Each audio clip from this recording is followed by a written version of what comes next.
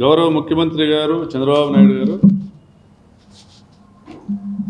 ఆయన శాసనసభ్యునిగా ప్రమాణ స్వీకారం చేసేటప్పుడు భయం లేకుండా, పక్షపాతం లేకుండా, రాగద్వేషాలకు అతీతంగా ప్రజలందరికీ న్యాయం చేస్తానని ప్రమాణ స్వీకారం చేశాడు. మరి గత 9 నెలలుగా ఆయన చేస్తూ ఉన్నది, మరి నిన్న ఆయన చెప్పింది చూస్తే ఆయన చెప్పిందే చేస్తున్నాడు, ఆయన చేసేదే చెప్తానని అర్థమవుతాను. ఆయన అంటా ఉన్నాడు, వైసీపీ వారికి డైరెక్ట్గా కానీ ఇండైరెక్ట్గా కానీ పనులు చేయకూడదు, పథకాలు ఇవ్వకూడదు, సాయం అందకూడదు అని చెప్తా ఉన్నాడు. మరి మనమంతా కూడా గమనిస్తే గతంలో ముఖ్యమంత్రులు, ప్రజల చేత ఎన్నుకోబడిన ముఖ్యమంత్రులు అందరూ కూడా ఎంతో కొంత జవాబుదారీతనంగా ఇచ్చిన మాట కట్టుబడి ఉండాలనేటువంటి ప్రయత్నాలు చేయడం జరిగింది. ప్రయత్నాలలో కొంతమంది సఫలము, కొంతమంది విఫలము కావడం జరిగింది. కానీ ఈయన ప్రజల నుంచి ఎన్నుకున్న ముఖ్యమంత్రి కాదు కాబట్టి, మరి ఈయన పొత్తుల ద్వారా జనసేనతోనూ బీజేపీతోనూ ఈవీఎంలతోనూ పొత్తు పెట్టుకొని గెలిచాడు కాబట్టే ఈయనకు భయం లేదు. కాబట్టే నిక్కచ్చిగా ప్రజలను ధిక్కరించి మాట్లాడుతూ ఉన్నాడు. మేము ఇవ్వము పథకాలు, మేము చెయ్యం సాయం అంటూ ఉంటాం. మరి గత 9 నెలలుగా గమనిస్తే నిరుద్యోగ భృతి యొక్క ఊసే లేదు.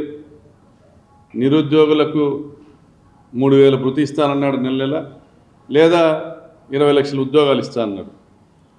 మరి వారందరినీ కూడా జగనన్న సైనికులుగా మరి గమనించినాడేమో. 9 నెలల్లో వచ్చినటువంటి వ్యతిరేకత వల్ల నిరుద్యోగులంతా జగనన్న వైపు వెళ్ళిపోయారు, చంద్రన్న వైపు లేరనేసి. మరి అదేవిధంగా 1,500 రూపాయలు నెల నెల ఇస్తానన్నాడు మహిళలకి. 18 సంవత్సరాలు నిండిన అక్క చెల్లెమ్మలకు నెల 1,500 ఇస్తానన్నాడు చంద్రబాబు నాయుడు.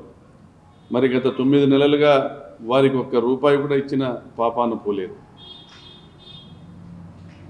పోనీ ఈ బడ్జెట్లోనే ఆయన పెట్టాడంటే, ఈ బడ్జెట్లో కూడా ₹1 మహిళలకు ఇస్తానన్న వాగ్దానం నిలబెట్టుకోవడానికి ఆయన కేటాయించిన పాపాను పోలేదు. మరి వీరందరినీ కూడా వైఎస్ఆర్సీపీకి సంబంధించినటువంటి సానుభూతి పరులుగా, జగనన్న తోబుట్టులుగా భావించాడేమో. మరి వాళ్ళకి ఎగ్గొట్టాడు పథకాలు. అదే చెప్తా ఉన్నాడు, సాయం చేయము, వైసీపీ వారికి సాయం చేయము, డైరెక్ట్గా కానీ ఇండైరెక్ట్గా కానీ. అదేవిధంగా డ్వాక్రా అక్క చెల్లెమ్మలకి 10 లక్షల రూపాయలు ఇస్తానన్నాడు వడ్డీ లేకుండా. ఆ పథకానికి కూడా ₹1 కేటాయించలే. మరి వీరందరూ కూడా డ్వాక్రా అక్క చెల్లెమ్మలకి ఎంత ఇచ్చినా మళ్ళీ కూడా జగన్మోహన్ రెడ్డి గారి వైపే వాళ్ళందరూ కూడా ప్రయాణం చేస్తారని అనుకున్నాడేమో. ఆయన చెప్పినట్లుగా కానీ డైరెక్ట్గా కానీ ఇండైరెక్ట్గా కానీ సాయం చేయము, పనులు చేయమని చెప్పాడు నిన్న వైసీపీ వారికి. అదేవిధంగా డ్వాక్రా అక్క చెల్లెమ్మలకు కూడా ఆయన చెప్పినట్టుగానే ₹1 కూడా కేటాయించలే. మరి బీసీ, ఎస్సీ, ఎస్టీ మైనారిటీలకు 50 సంవత్సరాలు దాటిన వారందరికీ కూడా పెన్షన్ ఇస్తానన్నాడు. దాని ఊసు కూడా ఆయన ఈ బడ్జెట్లో ఎక్కడ కూడా కనపరచలే.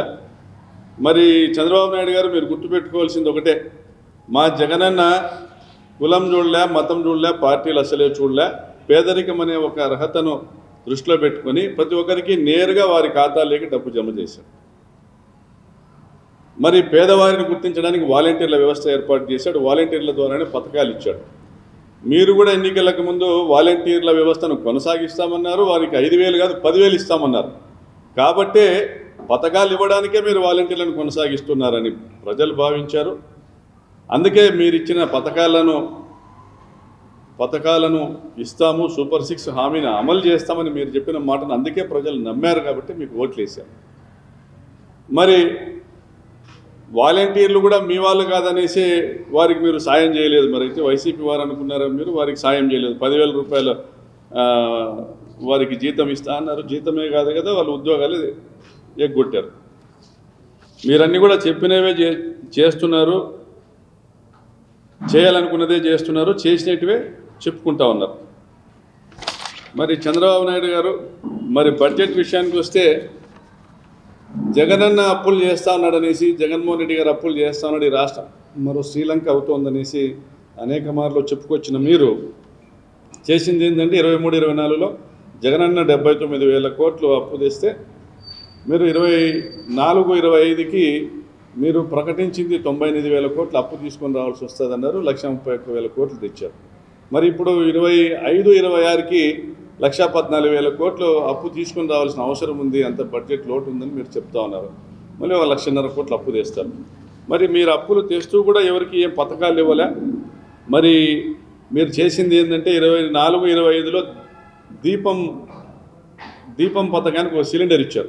3 సిలిండర్లు ఇవ్వాల్సిన చోట ఒక సిలిండర్ ఇచ్చారు. అందుకే దానికి గుడ్డి దీపం అంటా ఉన్నారు ప్రజలు. మరి 24-25లో తల్లికి వందనం ఇవ్వాలా, తల్లికి పంగనామం పెట్టారు. మరి ఇప్పుడు ఈ 25-26 సంవత్సరంలో ఆర్థిక సంవత్సరంలో 12,000 కోట్లు అవసరం ఉంటే తల్లికి వందనానికి 9,400 కోట్లు మాత్రమే బడ్జెట్లో కేటాయించారు. అంటే మీకు 15,000, మీకు 15,000, మీకు 15,000, మీకు 15,000 అని మీరు హామీ ఇచ్చి ఒక 15,000 మీరు మింగినట్టున్నారు. మరి అదేవిధంగా రైతు భరోసాకి 20,000 చొప్పున దాదాపుగా 60 లక్షల మంది రైతులకు 12,000 కోట్ల కేటాయించాల్సిన అవసరం ఉండగా 6,300 కోట్లు మాత్రమే మీరు బడ్జెట్లో కేటాయించారు. అంటే సగం మంది రైతులకు మీరు భరోసా ఇవ్వదలుచుకోలేదు. మరి ఈ పద్ధతిలో ఫ్రీ బస్సును తుస్సుమనిపించారు, వాటి ఊసే లేదు. మరి ఈ పద్ధతిలో మీరు చేస్తున్నదే కదా చెప్తా ఉన్నారు. మీరు పథకాలు ఎగ్గొట్టి పేదలందరికీ పథకాలు ఎగ్గొట్టి వారందరినీ కూడా వైసీపీ ఖాతాలోకి వేసి మీరు ఈరోజు అదే చెప్తా ఉన్నారు, వైసీపీ వారికి మేము సాయం చేయమని. ఒకటే గుర్తుంచుకోండి, ఈ 5 సంవత్సరాలు జగనన్న 5 ఏళ్ల పరిపాలన చూసిన ప్రతి ఒక్కరూ కూడా నాతో సహా జగనన్న సంక్షేమాన్ని అందుకున్నవారు కానీ, జగనన్న అభివృద్ధిని చూసిన వారు కానీ, జగనన్న వెంట నడిచిన ప్రతి ఒక్కరు కూడా ఈ 5 ఏళ్ళు కూడా మీరిచ్చే పథకాలకు ఆశపడరు. చెప్తా ఉన్నాము, ఒకటి మాత్రం గుర్తుపెట్టుకోండి, వైఎస్ఆర్సీపీ కార్యకర్తలు ఎవరు కూడా మీరు చేసే సాయం కోసం ఎవరు ఎదురు చూసే వాళ్ళు ఉండరు. మేమందరం ఒకటే చెప్తా ఉన్నాం, జగనన్న వెంటే ఉంటాం, జనంతోనే ఉంటాం, జనంలోనే ఉంటాం, లేదా మీరు పెడితే మమ్మల్ని జైల్లో ఉంటాం తప్ప ఎవరు కూడా మీ బుడ్డా బెదిరింపులకు భయపడేటువంటి పరిస్థితి లేదు. మీ యొక్క నిజస్వరూపాన్ని మీరు ఈరోజు చూపించుకుంటా ఉన్నారు.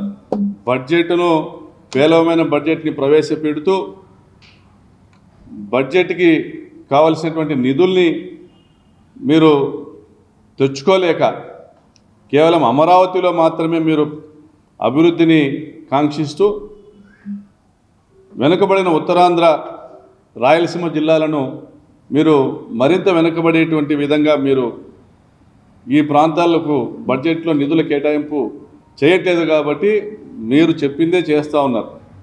జగన్మోహన్ రెడ్డి గారిని అభిమానించేటువంటి ప్రాంతాలకు మీరు సాయం చేయట్లేదు. జగన్మోహన్ రెడ్డి గారిని అభిమానించేటువంటి మహిళలకు మీరు మోసమే చేస్తూ ఉన్నారు. జగన్మోహన్ రెడ్డి గారిని అభిమానించేటువంటి రైతులను మీరు ఇబ్బంది పెడతా ఉన్నారు. ప్రాజెక్టులకు మీరు తిలోదకాలు ఇస్తూ ఉన్నారు, ప్రాజెక్టును రద్దుపరుస్తూ ఉన్నారు. కాబట్టి ఈ 2 సంవత్సరాలు జమిలీ ఎన్నికలు వచ్చేలోపు మీరు ఇచ్చే పథకాల గురించి కానీ మీరు చేసే సాయం గురించి ఎవరు ఆలోచన చేయరు. ఈసారి జగనన్న ప్రజలతో పొత్తు పెట్టుకుంటాడు, తప్పనిసరిగా మళ్ళీ ముఖ్యమంత్రి మీ యొక్క నిరంకుశ పాలనకు చరమగీతం పాడతాడని తెలియజేస్తాను.